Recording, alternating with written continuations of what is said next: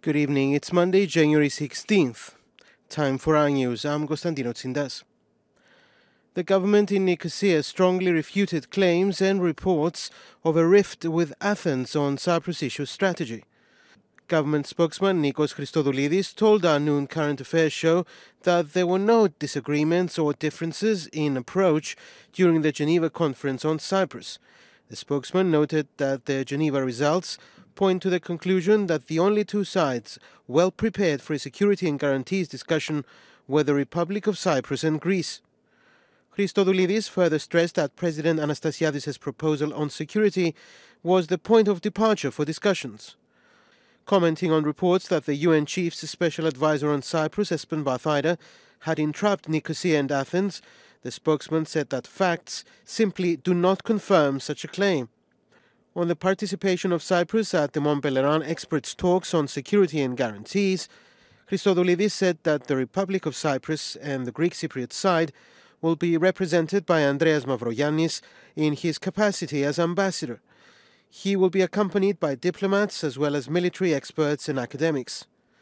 The spokesman clarified that the three-day process at the Swiss resort will not be a decision-making affair, but a working document will be drawn up outlining the ways in which a discussion on security and guarantees can proceed at a political level.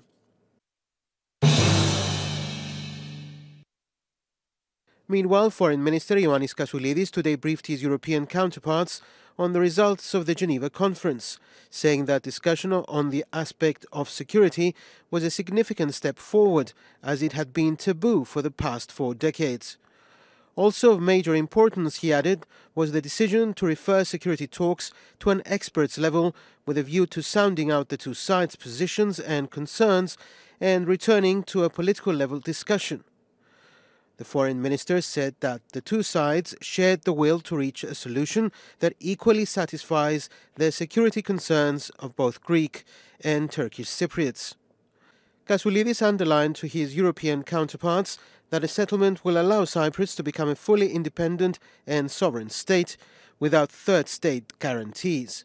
This, he added, was of significance, as the people will be called upon to approve an agreed solution in referenda, and their reasonable questions as to why they will be different from other countries need to be addressed. Kassoulidis also said Nicosia was pleased about the unanimous European Council decision that allowed the Union to be represented at the Geneva conference.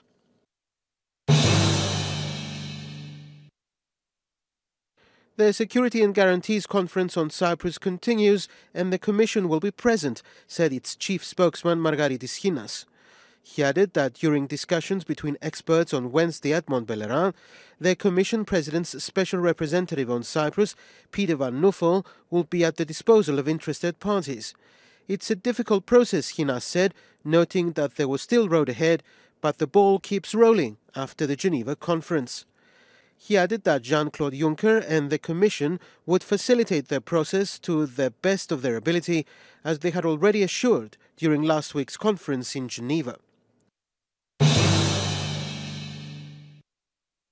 The head of European diplomacy, Federica Mogherini, described the Geneva conference as an historic event. She added that a settlement of the Cyprus issue would have a positive impact both for Cyprus as well as the wider region. Mogherini reiterated the Union's commitment to contribute financially to the solution's implementation. She further stressed that Brussels will make every possible effort for a successful conclusion of the talks, acceptable to all and in line with the EU's legal and security framework.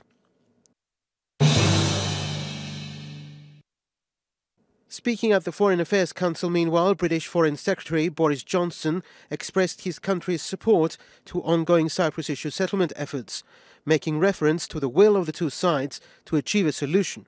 In their remarks during the Council, foreign ministers of other member states noted that the solution of the problem will be a positive development at a time of many challenges.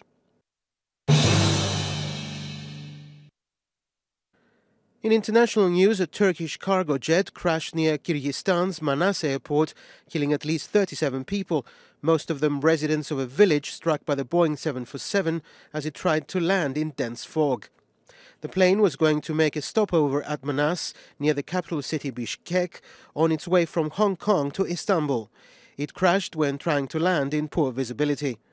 The doomed plane ploughed on for a few hundred meters through the Dachisu village, home to hundreds of families, shattering into pieces and damaging dozens of buildings.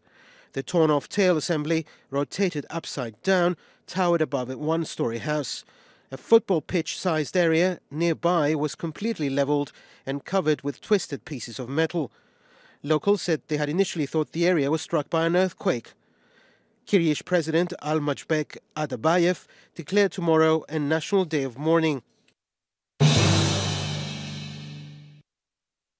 And finally, Chancellor Angela Merkel read with interest US President-elect Donald Trump's interview with the Bild newspaper, in which he called NATO obsolete, a spokesman said, adding Berlin still aimed for close cooperation with Washington.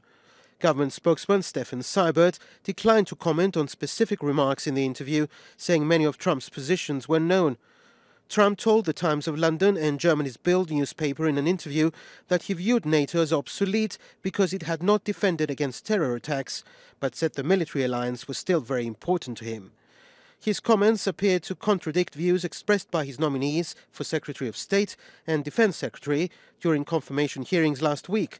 Germany's transatlantic coordinator Jürgen Hart told Reuters. Hart said he did not expect the US Congress to allow Washington to give up its key role in NATO. He said key US lawmakers, including Senate Armed Services Committee Chairman John McCain, had told him several weeks ago they expected Washington to remain a reliable partner in the 28-nation bloc, and he did not expect Trump to reverse the deployment of 4,000 US troops to Poland. That's it for our news. Now look at the weather. Mainly clear skies, turning partly overcast at intervals. Winds will be light to moderate northeasterly to southeasterly, force 3 to 4, and in windward regions, strong force 4 to 5 over slight seas. Temperatures will reach 17 degrees Celsius inland, the southern and eastern coastal regions, 18 in the western north, and 9 over the mountains. The depth of snow on Mount Olympus is 90 centimeters, with 80 in Trollo Square. That's it from us. Join us again tomorrow for more news in English. Have a very good evening.